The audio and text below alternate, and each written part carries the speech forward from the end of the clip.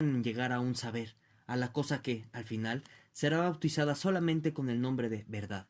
La creencia fundamental de los metafísicos es la creencia en la antinomia de los valores. Incluso los más prudentes no han pensado en dudar, en este umbral mismo, en que era más necesario, a pesar de que habían jurado de dudar de todo. En efecto, hay que dudar, por de pronto, de que existan antinomias. Después, hay que preguntarse si las evaluaciones y las oposiciones de valores, usuales a la de los metafísicos, han puesto su sello. No son quizás sino evaluaciones superficiales, perspectivas provisionales, tal vez tomadas además desde un ángulo determinado, o de abajo arriba, en perspectiva de rana, para emplear una expresión familiar a los pintores. Cualquiera que sea el valor que atribuyamos a lo verdadero, a la veracidad, al desinterés, podría suceder que nos viésemos obligados a atribuir a la apariencia, a la voluntad de la ilusión, al egoísmo y a la codicia un valor superior y más esencial para la vida. Se podría suponer incluso que el valor de las cosas buenas y reverenciadas consiste precisamente en la forma insidiosa en que están emparentadas, ligadas, enmarañadas y quizás hasta sean idénticas en esencia a las cosas malas que parecen a sus contrarias. Quizá. Pero, ¿quién se preocupa de estos peligros? Quizá. Para ello, habrá que esperar a la llegada de una nueva especie de filósofos, que tendrán gustos e inclinaciones diferentes, contrarios a los de sus predecesores, filósofos del peligro, quizás, en todos los sentidos de la palabra. Y lo digo con toda seriedad, pues veo surgir en el horizonte esos nuevos filósofos. Después de haber escudriñado largo tiempo en los filósofos, de leerlos entre líneas y de observar todos los rasgos de su mano, he terminado por decidirme que la mayor parte del pensamiento consciente debe clasificarse también entre las actividades instintivas, sin exceptuarse el pensamiento filosófico. Por tanto, será preciso revisar nuestros juicios sobre este punto, como ya lo hemos hecho a propósito de la herencia y de las llamadas cualidades innatas. Así como el acto del nacimiento tiene muy poca importancia en el conjunto del proceso hereditario, así tampoco lo consciente no se opone jamás de forma decisiva a lo instintivo. La mayor parte del pensamiento consciente de un filósofo está secretamente regida por sus instintos y forzosamente canalizada en vías definitivas. Detrás de toda la lógica y de la aparente soberanía de sus movimientos hay evaluaciones de valores o, para decirlo con mayor claridad, exigencias fisiológicas impuestas por la necesidad de mantener un determinado género de vida. La idea, por ejemplo, de que lo determinado tiene más valor que lo indeterminado, la apariencia menos valor que la verdad. A pesar de la importancia reguladora que tiene para nosotros, semejantes juicios podrían ser sólo superficiales, una especie de tontería, necesaria quizá para la conservación de seres y enmascarar su filosofía, y hasta el amor de su propia sabiduría, si se quiere dar a esta expresión su sentido justo y preciso, para intimidar desde el principio la audacia del asaltante que se atreve a poner a los ojos en esta virgen invencible, en esa Palas Ateneas. ¿Cómo deja entrever esa máscara, la timidez y la vulnerabilidad de las personas de un enfermo solitario? Poco a poco he ido descubriendo que hasta el presente toda gran filosofía ha sido la confesión de su autor, y, lo haya querido o no, se haya quedado cuenta o no, constituye sus memorias. Asimismo, he observado que en toda filosofía las intenciones morales o inmorales forman el germen verdadero de donde nace la planta completa. En efecto, si queremos explicar cómo han nacido realmente las afirmaciones metafísicas más trascendentes de tal o cual filósofo, haríamos bien, y sería muy prudente, en preguntarnos ante todo, ¿a qué moral deben o quieren él conducirnos? No creo, pues, en la existencia de un instinto del conocimiento, que sería el padre de la filosofía. Creo más bien que otro instinto, aquí como allí, se ha servido del conocimiento o del desconocimiento como de un instrumento. Pero si examinamos los instintos primordiales del hombre con la intención de saber hasta qué punto, incluso en este caso, han podido divertirse representando el papel de genios inspiradores, o de demonios, o de duendes, hallaremos que todos han hecho filosofía un día u otro, y que cada uno desearía representarse a sí mismo como fin último de la existencia, como dueño legítimo de los demás instintos. Porque todo instinto aspira a dominar y en tanto que tal aspira a filosofar. Es cierto que, entre los sabios, entre los espíritus verdaderamente científicos, puede que sea de otra forma, incluso mejor si se quiere. Quizá haya en ellos algo como el instinto del conocimiento, una pequeña rueda de relojería independiente que, bien montada, cumpla su tarea, sin que los demás instintos del sabio participen en ella de forma esencial. Los verdaderos intereses del sabio se encuentran generalmente en otra parte, por ejemplo, en su familia, en su medio de subsistencia o en la política. Resulta incluso casi indiferente que aplique su pequeño mecanismo a tal o cual problema científico, poco importa que el joven sabio del porvenir se convierta en un buen filósofo, en un buen conocedor de setas o en un buen químico. Este hecho no indica nada sobre su carácter. Por el contrario, en el filósofo no hay nada impersonal y particularmente su moral ofrece un testimonio claro y decisivo de lo que es decir, de la jerarquía que preside en él a los instintos más íntimos de su naturaleza. ¿Hasta dónde puede llegar la maldad de los filósofos? No conozco nada más venenoso que la broma que Epicuro se permitió contra Platón y los platónicos, los llamados dionisiocolaques. Esta palabra significa etimológicamente y a primera vista aduladores de Dioniso, esbirros del tirano, viles cortesanos, pero significa además que no eran más que unos comediantes, sin broma de seriedad. En esta última interpretación consistía la malignidad de que Epicuro lanzaba contra Platón.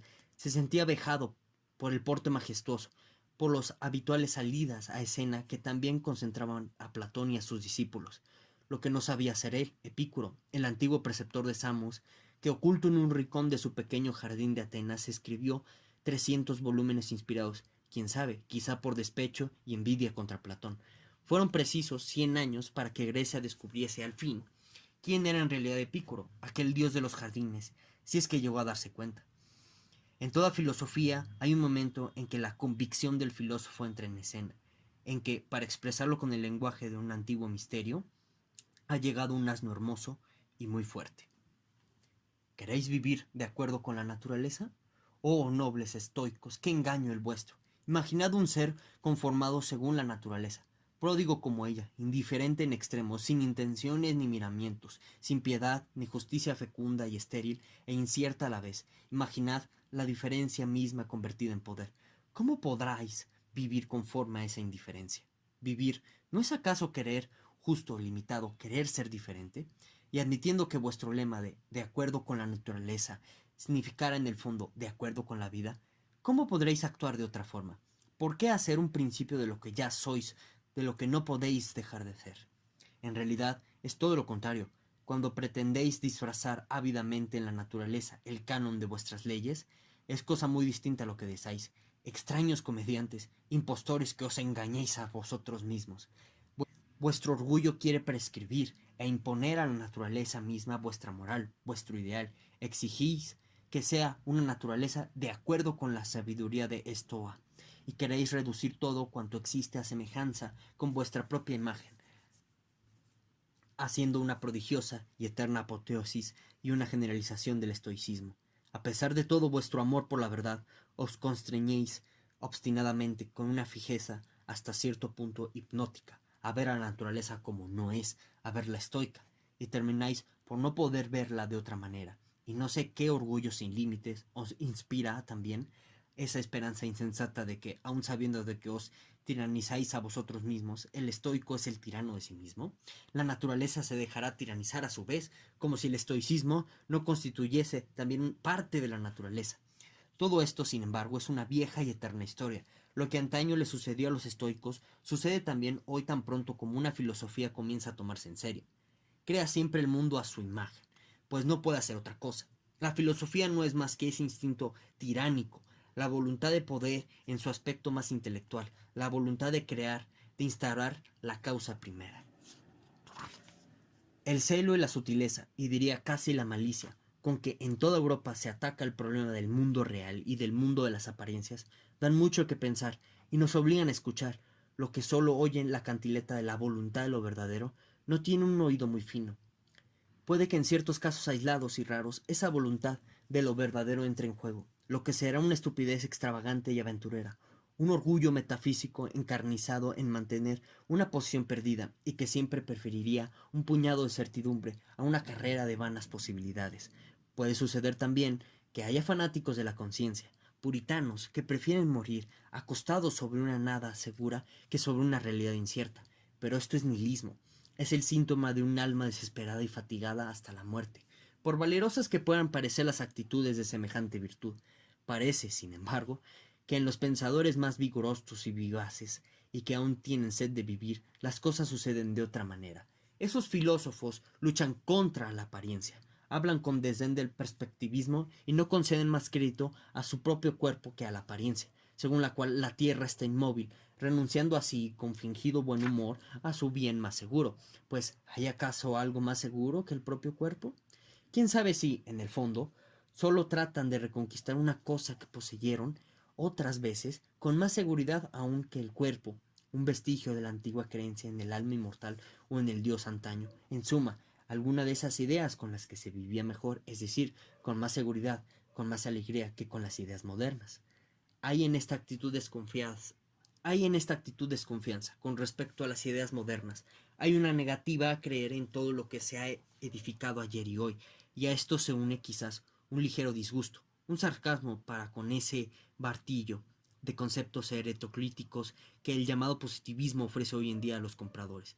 Hay la repugnancia de que se siente atacado el hombre del gusto más refinado ante este abigarramiento de feria y este montón de piezas y retales que presentan los filosofrastros de lo real, para quienes nada es nuevo ni verdadero, salvo ese abigarramiento.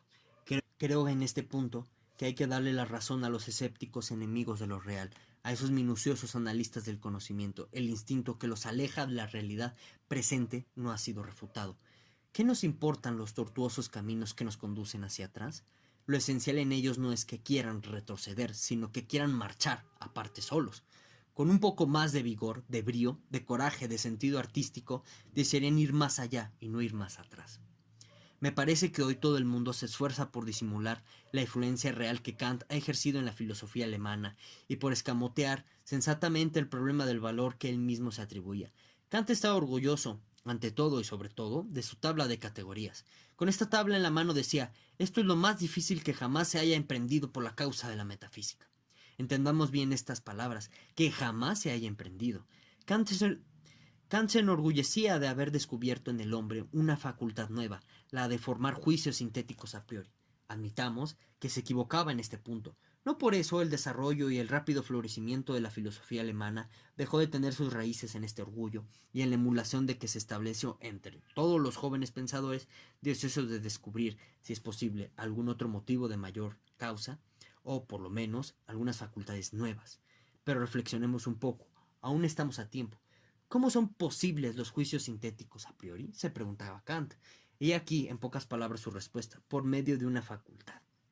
Desgraciadamente no lo dijo así, en 5 palabras, sino de un modo tan prolijo, tan solemne, con un lujo de pensamientos profundos y de galimatías germánico, que no se ha comprendido la jocosa tontería alemana que se oculta en el fondo de esta respuesta.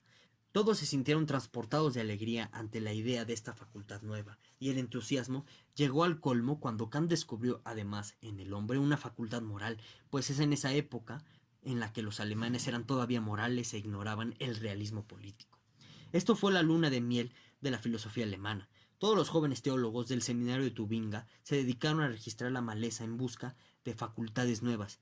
¿Y qué no descubrieron en esa época de inocencia y de riqueza juvenil, en el que hada maligna del romanticismo embargaba el espíritu de los alemanes con sus farrias y sus canciones? No se sabía distinguir aún entre descubrir e inventar. El principal descubrimiento fue el de la facultad suprasensible. Schelling la bautizó con el nombre de intuición intelectual, colmando así los deseos más ardientes de sus queridos alemanes, cuyos corazones solo aspiraban a la piedad. La peor injusticia que se puede cometer contra ese movimiento impetuoso y novelesco que era solo la juventud, aunque se disfrazase audazmente con un velo de ideas grises y seniles, sería tomarlo en serio y aplicarle, por ejemplo, las sanciones de la indignación moral. En resumen, envejecieron y por tanto el sueño se disipó. Llegó un momento en que se frotaron los ojos. Se los siguen frotando aún. Habían soñado, y el viejo Kant, el primero, por medio de una facultad, había dicho, o había querido decir, por lo menos. Pero ¿es esto una respuesta, una explicación? ¿O más bien la simple repetición de la pregunta? ¿Por qué dormir el opio? Por medio de una facultad, por la fuerza dormitiva, dijo el médico Molière, porque hay en ello una fuerza dormitiva cuya naturaleza consiste en adormecer los sentidos. Pero estas son respuestas propias de comedia, y ya es hora de reemplazar la pregunta de Kant, cómo son posibles los juicios sintéticos a priori, por otra pregunta: ¿por qué es necesario creer en esta clase de juicios? Es preciso comprender, en efecto, que para la conversación de los seres de nuestra especie, estos juicios deben necesariamente ser tenidos por verdaderos, lo que no impide, claro está, que puedan ser falsos, o, para decirlo en términos más claros, más grosera y radicalmente, ni en la ciencia. El psicólogo nuevo, para acabar con la superstición que ha proliferado alrededor de la noción de alma con una exuberancia casi tropical, se ha lanzado, en cierto modo, a un... Los fisiólogos deberían reflexionar antes de afirmar que el instinto de conservación es el instinto primordial del ser orgánico. El ser vivo quiere ante todo dar libre rienda a su fuerza. La vida misma es voluntad de poder. El instinto de conservación, el esfuerzo de preservar en el ser, que se debe a la inconsecuencia de Spinoza, así lo exige el método, que debe ser esencialmente económico en sus principios. En nuestra época tal vez haya 5 o 6 cerebros que comienzan a sospechar si la física no será más que nada un instrumento para interpretar y arreglar el mundo, una adaptación para nosotros mismos, si se nos permite decirlo, y no una explicación del universo. Pero en la medida en que la física se apoya en la creencia de los datos de los sentidos, vale más y seguirá valiendo más durante mucho tiempo que una verdadera explicación. Tiene en su favor el testimonio de los ojos y los dedos, es decir, la vista y el tacto. En una época de gustos profundamente plebeyos, tiene que ejercer una atracción fascinante, persuasiva, convincente, pues nuestro siglo adopta instintivamente las normas del sensualismo eternamente popular. ¿Qué hay claro aquí? ¿Qué es lo que parece dilucidado? Ante todo, lo que se puede ver y tocar. Por tanto, es preciso llevar hasta este punto los problemas. Por el contrario, fue en la resistencia a la evidencia sensible donde residía precisamente el encanto del pensamiento platónico, que era un pensamiento aristocrático, propio de hombres dotados quizá de sentidos más vigorosos y exigentes que los de nuestros contemporáneos, pero que sabían paladear un triunfo superior, permaneciendo dueños de sí mismos y arrojando sobre la turba abigarrada de los sentidos, como decía Platón, una red de conceptos pálidos, fríos y grises. En esta manera platónica de dominar el mundo y de interpretarlo había un goce, de una cualidad muy distinta a la que nos ofrecen los físicos de hoy, o esos obreros de la fisiología darwinista y antiteológicos, con su principio del mínimo de energía, que es el máximo de su estupidez. Allí donde el hombre no puede ver ni agarrar nada, no hay nada que buscar. He aquí un imperativo muy distinto del de Platón, pero que conviene mejor a una raza dura y laboriosa de frutos mecánicos y de futuros ingenieros que solo tengan que hacerse cargo de trabajos groseros. Para ocuparse honradamente de la fisiología es preciso atenerse a la opinión de que los órganos de los sentidos no son fenómenos, en el sentido de que la filosofía idealista da esta palabra, y que por tanto no podrían ser causas. Por consiguiente, aceptar el sensualismo, al menos a título de hipótesis reguladora, por no decir de principio heurístico. ¿Cómo? Pues no hay quien llega a decir que el mundo exterior es obra de nuestros órganos. Pero entonces nuestros órganos mismos serían obra de nuestros órganos. He aquí lo que yo llamaría una radical reducción al absurdo, admitiendo que la noción de causa en sí mismo sea algo fundamentalmente absurdo, pues el mundo exterior no es la obra de nuestros órganos. Aún hay inofensivos habituados a la introspección que creen que existen certidumbres inmediatas, por ejemplo, el yo pienso, o como era la creencia supersticiosa de Schopenhauer, el yo quiero, como si en este existe esta fuerza y a partir de la cual ésta actúa, el átomo. Espíritus más rigurosos han terminado por pasarse sin este último residuo terrestre, y quizás llegue un día en que incluso los lógicos se pasen sin ese pequeño algo, residuo a que sea reducido el esfumarse el antiguo y venerable yo. El menor encanto de una teoría no es que pueda ser refutada, por eso seduce a los espíritus por poco sutiles que sean. Parece que la teoría 1000 veces refutada del libre arbitrio no deba su supervivencia más que a este encanto. Sin cesar vemos reaparecer de nuevo a alguien que se siente con fuerza para refutarla aún. Los filósofos tienen la costumbre de hablar de la voluntad como si fuese la cosa mejor conocida del mundo. Schopenhauer dio a entender incluso que la voluntad era la única cosa que no es realmente conocida, entera y perfectamente conocida, sin demasiada y sin falta. Pero siempre me ha parecido que Schopenhauer, en este como en otros casos, no ha hecho sino lo que suelen hacer los filósofos. Ha adoptado, exagerado al máximo, un prejuicio popular.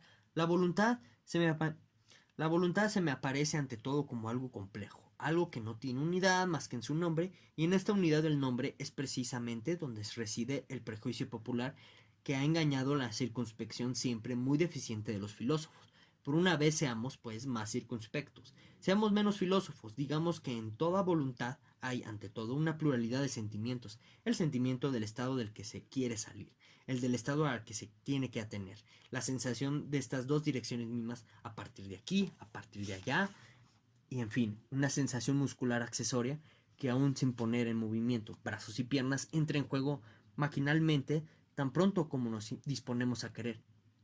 Del mismo modo que el sentir, y un sentir múltiple, es evidente que uno de los ingredientes de la voluntad contiene también un pensar. En todo acto voluntario hay un pensamiento directriz y hay que guardarle y hay que guardarse de creer que se puede aislar este pensamiento del querer para obtener un precipitado que seguiría siendo voluntad. En tercer lugar, la voluntad no es únicamente un complejo de sensaciones y de pensamientos, sino también y ante todo un estado afectivo, la emoción de mandar de que hemos hablado anteriormente. Lo que se llama libre arbitrio es esencialmente el sentimiento de superioridad que se experimenta ante un subalterno. Yo soy libre, él debe obedecer. He aquí lo que hay en el fondo de toda voluntad. Con esta tensión del espíritu, esa mirada directa fijada en un solo objeto, ese juicio absoluto, ahora esto es necesario y no otra cosa. La certidumbre íntima de que éste será obedecido y todo lo que constituye también el estado de ánimo de quien manda. Querer es ordenar en sí mismo a algo que obedece o por lo menos es pensado como obediente. Pero observemos ahora la esencia más singular de la voluntad. Es cosa tan compleja para la que el vulgo no tiene más que una sola palabra. Supongamos Supongamos el caso de que seamos a la vez el que manda y el que obedece. Tenemos, al obedecer, la impresión de sentirnos obligados, coaccionados, impulsados a resistir, a movernos, impresiones que siguen inmediatamente al acto de la abolición. Pero en la medida en que, por otra parte, tenemos la costumbre de prescindir de este dualismo, de engañarnos a su respecto, gracias al concepto sintético del yo, toda una cadena de conclusiones erróneas y por consiguiente de falsas apreciaciones de la voluntad misma se ligan también al querer, aunque quien quiere, cree de buena fe que basta querer para actuar. Como en la mayor parte de los casos uno se ha contentado con querer y como también